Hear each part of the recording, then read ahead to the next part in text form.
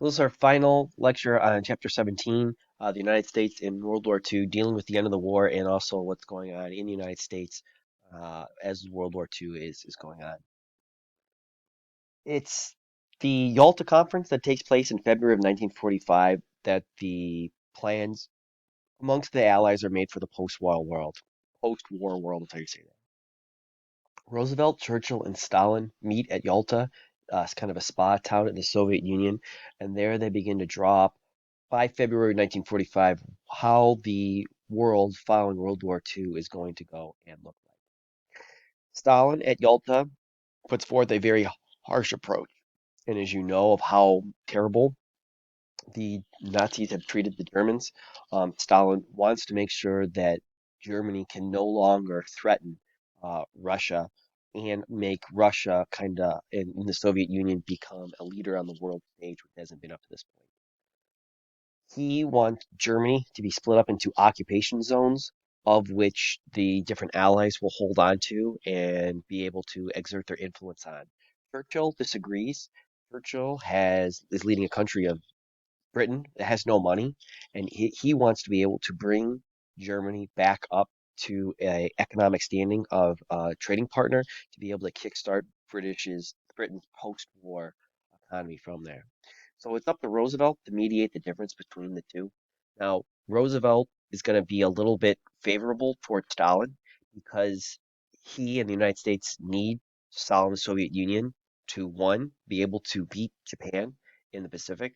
And again, it's the Soviets' declaration of war and invading Japan following the atomic bomb in Hiroshima is one of the major reasons for Japan pushing for surrender following the second atomic bomb. And Roosevelt needs the Soviet Union support for his planned United Nations or UN that he's planning to build after the war is over. So he needs that from there.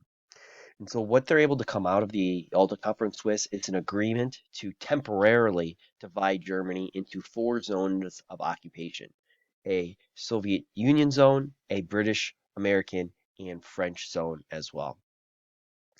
Importantly, Stalin at Yalta promises that he will give free elections in Poland and Eastern European countries once the war is over. He promises to join the United Nations, and he promises to fight Japan once Japan is defeated. Oh, sorry, once Germany is defeated. And again, knowing your timeline, you know that will coming up rather quickly. And so that's what happens at Yalta. And so that's the pretty famous photo of the three leaders: Churchill on the left, Roosevelt in the middle, and Stalin on the right there. And again, that's what they draw up at the town from there. When the war in Europe is over and the full light is shined upon the horrors of the Nazi regime, the Nazis are brought before the Allied War Tribunal of the Nuremberg War Trials. The Allies put 24 surviving Nazi leaders on trial, along with hundreds of other ones. 12 of the Nazis' leadership are sentenced to death. The rest are sent to prisons, and over 200 more Nazis are found guilty of war crimes. And so that's what happens from there. Many contemporaneously and also today argued the trials didn't go far enough, that many Nazis went free and unpunished. And it's true that there's court cases going on right now in 2020 in the United States of former Nazi guards at some of these concentration camps who are facing litigation in their late 90s and early hundreds as people are still trying to punish them for their crimes. Nuremberg war trials are important historically in that it established a principle that people are responsible for their own actions. Soldiers, according to the Nuremberg war trials, cannot just follow orders. There is a basis of morality that everybody can agree upon, and that if a commanding officer gives a morally wrong order to a soldier, they have not just the duty, but the right to not follow that order if it's going to go from there. And again, this goes on, it helps punish a lot of the Nazis. These Nazis begin to say, well, it's not my fault I murdered all these people. The commanding officer told me to do it. I was just following orders. The Nuremberg war trials say, no, you're responsible for your own actions, and you have to be able to carry those forward. The Nazis, for a compliment on their side, are very good at paperwork. And so the Nuremberg war trials have lots of evidence, right, to be able to use against them because of how well they were at paperwork and be able to go and put forth building cases to highlight their horrible, despicable, and gruesome acts of genocide against various ethnic groups and peoples of Europe. And so it's a pretty famous thing with lots of translators. They have those from there. These are the major leaders that capture at the end. Hermann Goering is the big capture that they find and put on trial, and he's the kind of one from there. And he's going to commit suicide, and that's him dead in the bottom left-hand corner. Once as the trials from there, and some of these generals, according to this one, are placed on the firing squad to be executed as per their judgment from Nuremberg. Japan officially surrenders on September 2nd of 1945 on the USS Missouri in Tokyo Bay. And this is remembered as Victory in Japan Day or VJ Day in there. Japanese are also put on trial for their war crimes, just like how the Nazis are, and over 1,100 of them are placed in front of a trial for that. And if Japan itself does end up getting invaded and occupied by U.S. forces, overseen by General Douglas MacArthur in the home islands. This marks a 7-year occupation, and under that, MacArthur, through his leadership, reshaped the Japanese economy with lots of American free market practices and leads the Japanese to make a remarkable recovery. Indeed, this recovery, led by the Americans going in to help rebuild Japan, is going to put Japan on a very solid industrial and economic footing that as it builds off of that in the 50s and 60s, as begins to go in the 70s and 80s, really starts to cause problems for the Americans with Japanese and their particularly electronics and automobile industries and steel industries, that causes American problems there. But we'll talk about that later. MacArthur also helped reshape the government of Japan with a new constitution, kind of modeled after the United States, which guarantees women's suffrage and basic freedoms. Now, we talked about the United States and the Casablanca Conference ordering unconditional surrender. And the Japanese were, however, to work around that, and they were able to surrender with the one condition that the emperor would be able to kind of serve as a figurehead, a person, and the United States granted that uh, from there as they go. So that's MacArthur signing the documents of surrender in front of the Americans there in Tokyo Bay as he goes and signs those. And so those are pretty famous documents for there. The news begins to rush and be told all around the world. The reporters begin to hear about it there. They then rush out of the briefing to be able to go and record all this stuff in front of the movie cameras and others. And sailors and soldiers stationed who are, again, are pretty much on war footing begin to hear it and react that the war is finally over. It's over for them, but some of the Japanese on the scattering Pacific Islands remain in conflict. Entire company of soldiers doesn't surrender in the Philippines until December of 1945, and it takes throughout the 1940s, 50s, 60s, and it's not until the 1974 that the last Japanese soldiers from World War II surrender. On March 10th of 1974, Second Lieutenant Onoda surrenders in the Philippines after holding out for 30 years fighting from there. It's estimated he killed over 30 villagers in that time, and he refused to surrender until his commanding officer from World War II was flown out to meet him. And again, he's only the second to last one. In another island in December of 1974, the last Japanese soldier finally surrenders to authorities in Indonesia. There's stories and conspiracy theory reports that they're still in the 1980s and 1990s. Japanese soldiers are in some of these island places, but those are most likely, again, conspiracy stories. Again, it's 1974 is where the last Japanese soldiers surrender. Again, nearly 30 years after the conclusion of World War II. And so, again, when we make the case of what was the United States fighting against, it's fighting against a culture where soldiers will hide out in bare bones rations, right, fighting for themselves in the jungles of the Pacific for 30 years following the ceasing of operations because they just believed that it wasn't true. There's no way their country would have lost and surrendered. So what's life like back in the United States over the course of the war? What's it like for the home front? Well, there's many economic opportunities open up for people. So again, just to rattle off some statistic for you, the unemployment rate for the United States during World War II was 1.2%. So 1.2% of the population was unemployed. Effectively, I mean, you can think of this as zero. Everybody, if they wanted to find a job, could find a job from there. Average weekly pay for people working at home, not at home, but back in the United States was up 10%. And what we see, as we talked about before, is that a lot of these workers took this weekly pay and invested it for their future through the use of war bonds and through the use of savings that people have from there. American farmers benefit from good weather and improvements in farm machinery and fertilizers. Crop production over the course of World War II was up 50% in America, and farm income actually tripled. We talked about the farmers in the United States usually being on the forefront of economic poverty and problems from there. It's World War II that they finally begin to make some economic gains for themselves. Over 6 million women in the United States entered the workforce for the first time. Women in the workforce made up 35% of the total jobs, and one-third of these new jobs were just in defense industries as itself.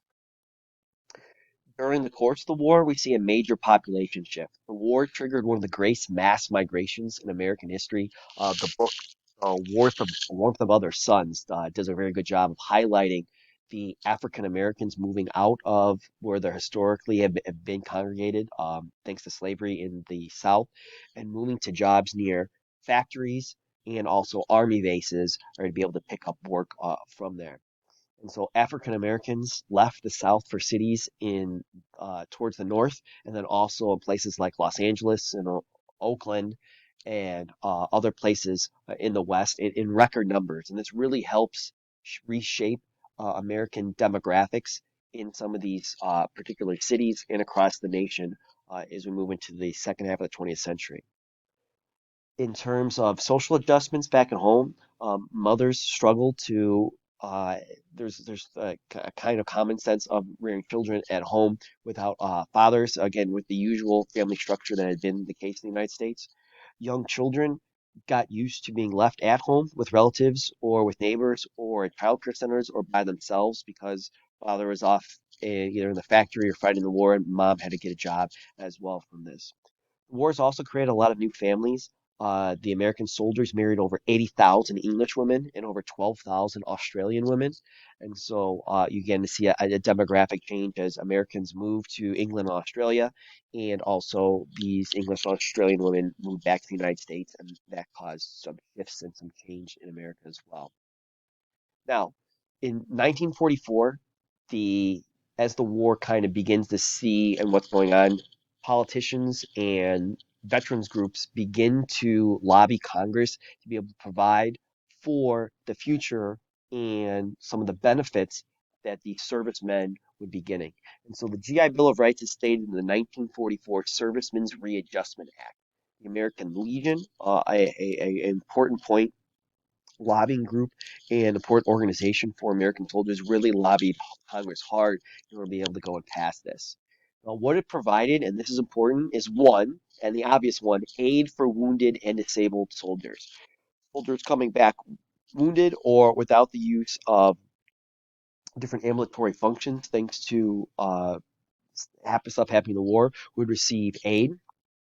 But more importantly, in terms of long term taking care of soldiers, the GI Bill also provided loans to be able to take out for homes, farms, or to start businesses.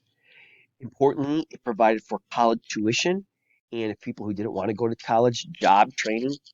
Think about like you'd be able to enter trades, the training from there. And it also provided unemployment pay to be able to support soldiers who came back when the war was over and be able to provide them with some income between mustering out of the army and being able to find a source of employment. The GI Bill of Rights was the largest and most comprehensive government initiative yet enacted in the United States. This is really the first time where we see in legislation that's across party lines agreed upon to be able to provide kind of government help and financial support and other support for a group of American citizens.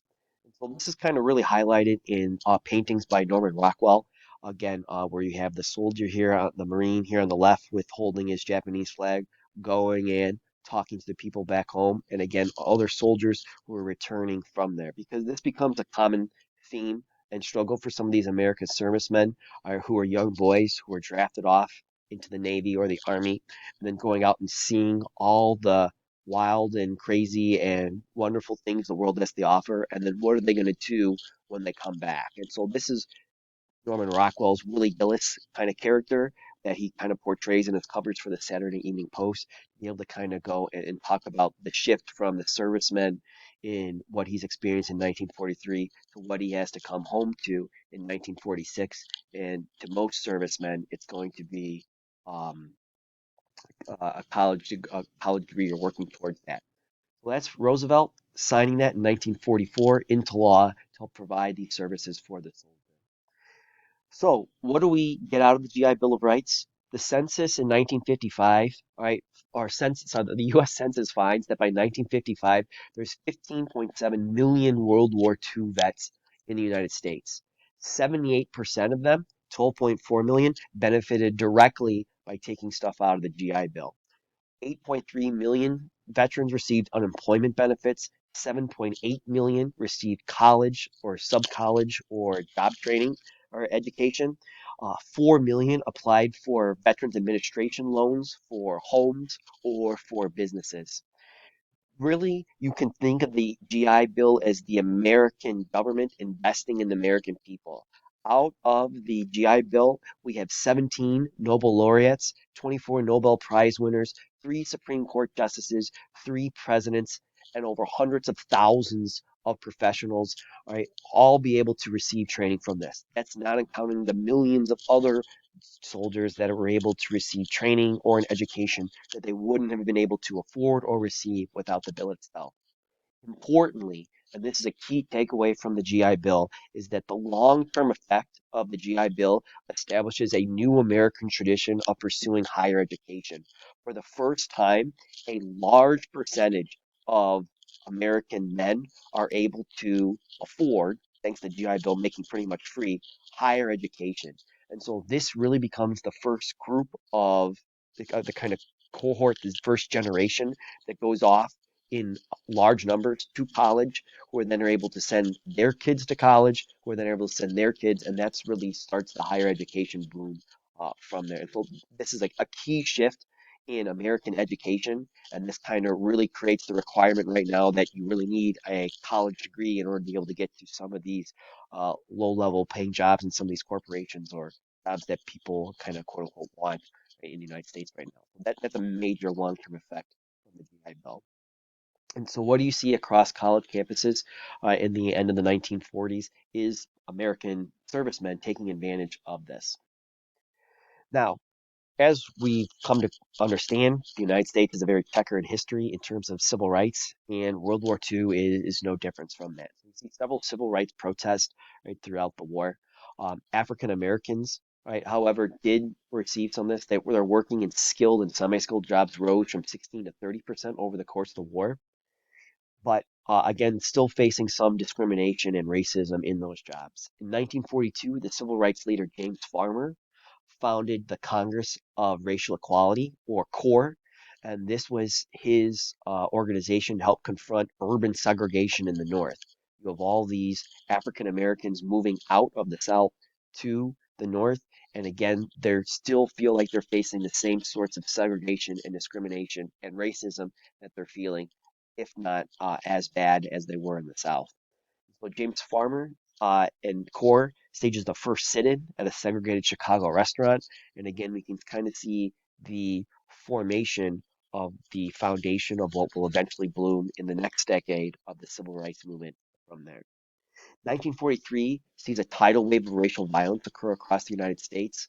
There's riots over 3 days in June in Detroit, incited by racial differences. You had the famous Zoot Suit riots in Los Angeles as young, particularly Latin, Latino, and Hispanic men wearing kind of these oversized, what are called Zoot suits, right? were kind of upsetting American servicemen there, and so they were retaliated by beating them up and going and searching out from there. And the violence of 1943 really showed how serious racial relations had become in America. And again, this is going to become that kind of the percolation, the simmering that'll boil over in the 1950s and 60s and lead us with the kind of world that we have here in the United States. So that's James Farmer. And again, these are core. We have some young men there in their zoot suits. I kind of think this is really well shown in a couple some of the Looney Tunes cartoons, some of the cartoons of the decade of the big long jacket, the big giant trousers. And again, in Los Angeles, this leads to some racial violence where people are, again, mostly Hispanic origin or Hispanic uh, race rounded up and prosecuted for that. The other major event that occurs during World War II is the internment of Japanese Americans. Now, World War II begins with over 120,000 Japanese Americans living in the United States. And as you probably can imagine, the racist US citizens of America are freaked out by the Japanese attack on Pearl Harbor. And a lot of people throughout the United States believe that an attack on the US mainland is sure to come following the attack on Pearl Harbor.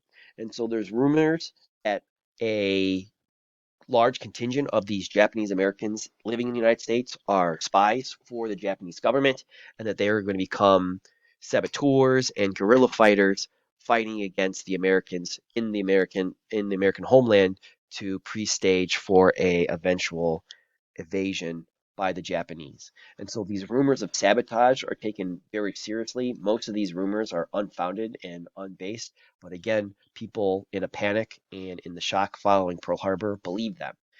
So again, it's sometimes what we talked about, not what's true, but what people believe to be true. And so in early of 1942, the War Department calls for the mass evacuation of Japanese Americans from Hawaii be able to go and do this. The governor protests because this would represent 37% of the population.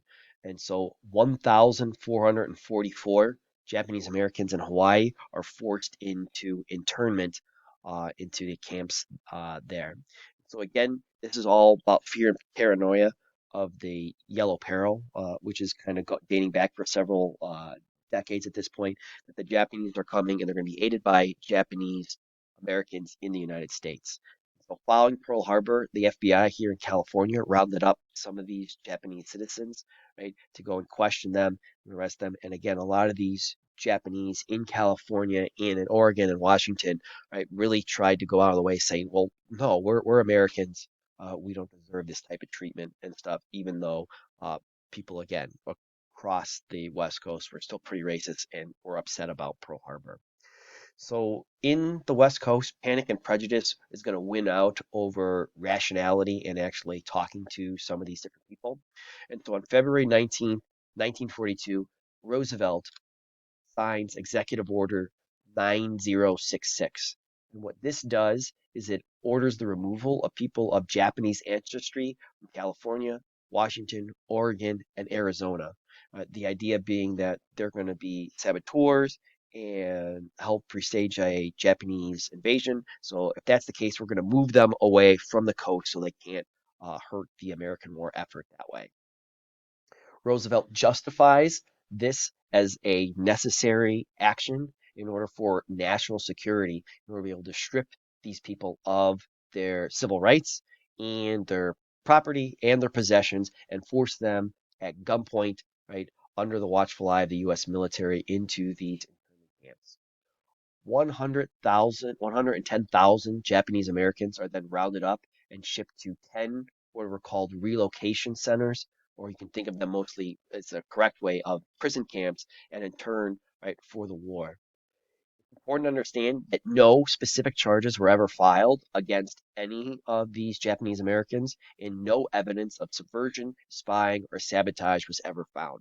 This whole action is spurred upon false rumors and panic and racial prejudice, and that's the whole reason why this happens.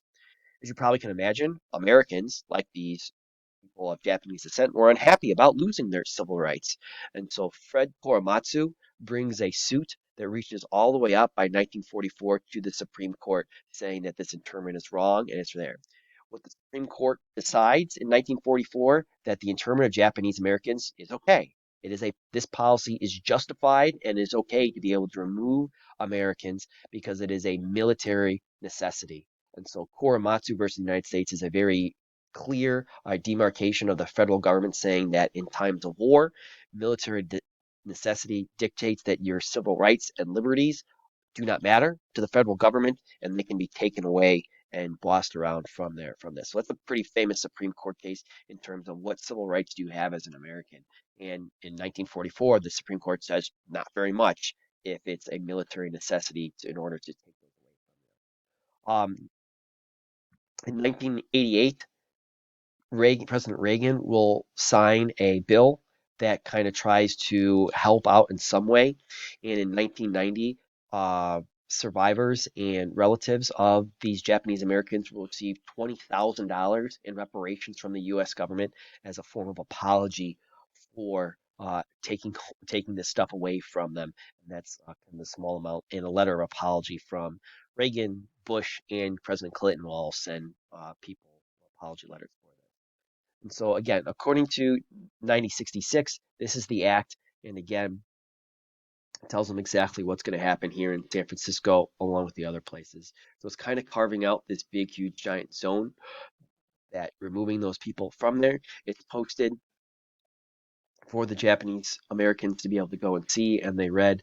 And again, they have to give up their businesses, their private property, and all this other stuff of which they've been there for years and forced to be documented and have all that stuff from there. And so they grabbed all of their possessions that they could from there and were distributed to these different relocation centers. And from there, shipped by train or by bus to the different incarceration camps across the United States.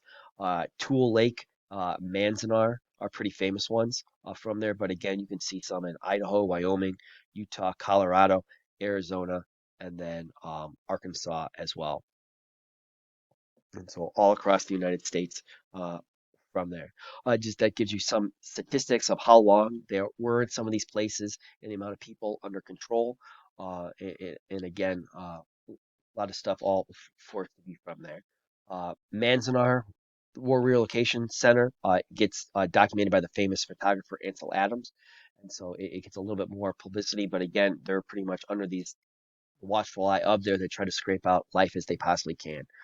Forming baseball teams, school children playing football, anything else that American citizens like to do. They are allowed to farm to be able to provide some food and make some money for themselves. But again, everything's under the watchful eye of the government as they're held behind barbed wire in kind of very rude and crude huts as they try to farm, make some money, and go to school and try to scratch out a living from there. Uh, Eventually, the army will allow some of the Japanese Americans to go and form their own infantry battalion, and they fight with distinction in several major engagements in the European theater of operation from there, even while their relatives and some of them came out of these war camps that the government was forcing to do there. So again, whether they're taking your first steps or going to school, people grew up in these different camps, trying to do the best they could to have summer carnivals with watermelons or Memorial Day things, or just walking to school uh, next to the baseball field. They try to make their life as kind of normal as possible as they could under, again, the guns and barbed wire of the U.S. government and the U.S. Army.